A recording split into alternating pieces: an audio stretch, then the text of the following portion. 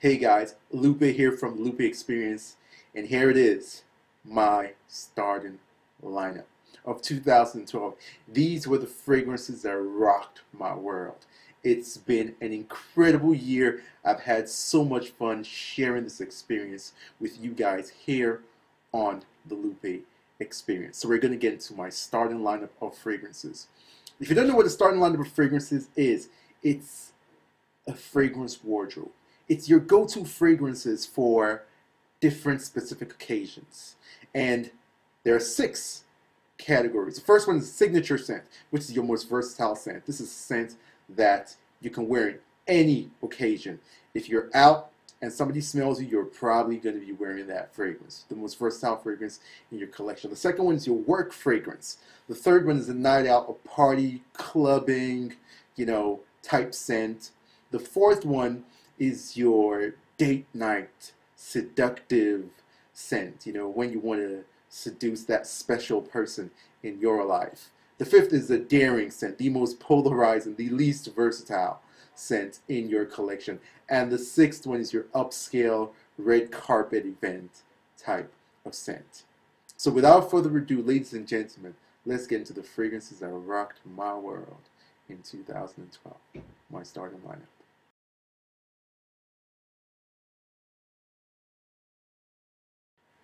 So for my signature scent, in 2012, wow, Aventus in the warm weather. I really wore the hell out of this fragrance. I used a lot from this flagon and I ran 2 through decants that I had. Warm weather, this was my go-to guy for every and any occasion, and it worked miracles. In the weather, when the weather was just absolutely frigid, I really couldn't resist Tobacco Vanilla from Tom Ford's Private Blends. Gorgeous, incredible fragrance. This is a masterpiece, and it works in every situation. One of the best vanilla fragrances ever made. If you love vanilla, you definitely got to smell this one. And so those are my 2 signature scents.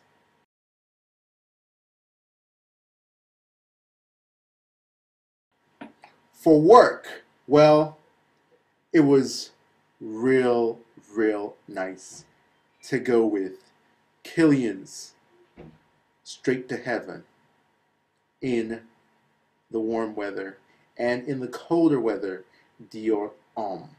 Straight to Heaven is a boozy, very woody type of fragrance, very austere, very prim, very proper, classy. Doesn't play around. It's for serious people, okay?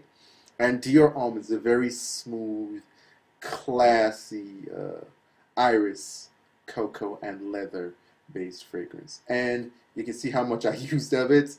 Yeah, I love this to death. If you haven't smelled this, what are you doing with your life? For my work fragrances for 2012, Straight to Heaven by Killian and Dior Homme.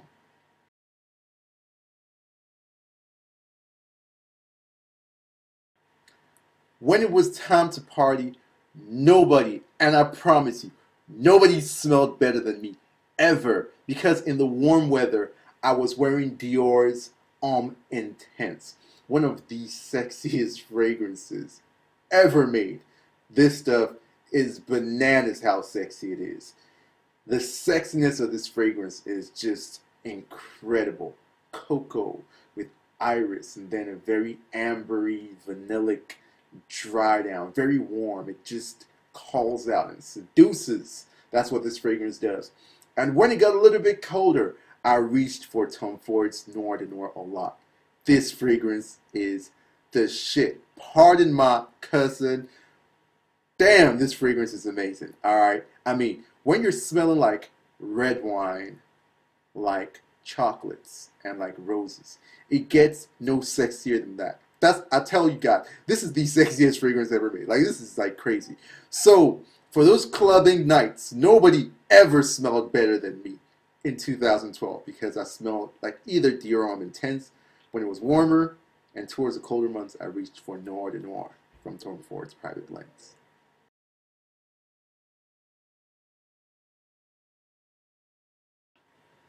For my date, seductive close encounters type scents. When it was like really warm and I couldn't get away with heavier stuff, I always went with this gorgeous fragrance from the House of Creed original. Santal smells like a sort of cinnamon candy with a soapiness to it, so it's got a lot going for it. Um, this is a lady killer. Very sexy, very clean, sweet at the same time, mature. Just got a lot going for it. But you guys know me too well. And if you don't, now you know. My favorite fragrance of all time is Kilian's Back to Black. I mean, this fragrance is just to die for.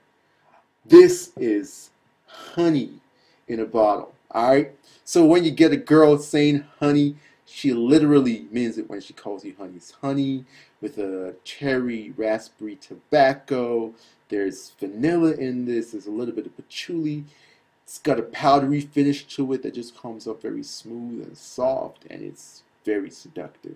It doesn't have incredible projection, but it's got great sillage within its bubble. So when you're one-on-one with someone, they really get intoxicated by this. My favorite scent of all time, Kilian's Back to Black. It just, look at the bottle though. Everything about it is sexy. Love it. So for this year, 2012, my seductive scents were Original Santal and Back to Black by Kilian. And they did do the business.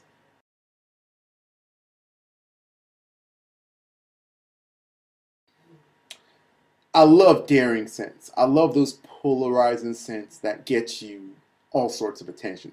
Whether it's negative, whether it's positive. Usually more negative than positive. But you know, that's me. I really don't care. If I love it, then I love it. And two scents really played that role. Whenever I wore them, I knew I was taking a risk. These are not automatic crowd pleasers, but I love them. The first, in the warmer weather, I really went for Tom Ford's Amber Absolute a whole lot. And you know, to my surprise, it was a little bit of a champion. It smells like incense, just like a burning sweet incense. And I was surprised that some people did seem to like this one. However, it was a very daring scent, and I love it to the death. And when it got colder, I went with Amouage's Interlude Man. And you see, I have a decant right here. Because honestly, I'm not yet sure if I'm going to get a full bottle of this fragrance, but I'm leaning towards that side. Still wearing it, still testing it out, still getting the negative reaction, the positive reaction. Even for me, sometimes this smells unpleasant. It's almost disgusting sometimes. This has a combination of Popanox and amber that smells like vanilla ice cream, but then it has like culinary spices.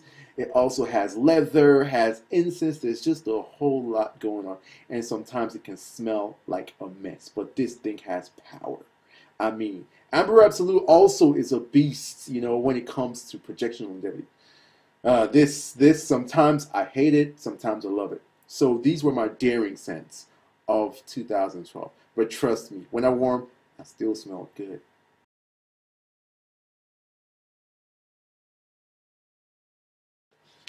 For those upscale occasions, when I was wearing a tux and a bow tie, when I was just looking my best, red carpet events, when I had to impress and I had to smell to impress, I went with two fragrances. In the warm weather, I went with a woody, beautiful fragrance from the House of Kilian, Cruel Intentions. It's an agar-based fragrance. Has a very oudish quality to it, very crisp, very austere, very formal, very regal, an exotic fragrance, and this does wonders. When I wear this, smell like $1,000,000, feel like $1,000,000. And when it got a little bit colder, I reached for one of the best fragrances I've ever smelled. One of my all-time favorites. Tuscan Leather from Tom Ford. Leather and berries.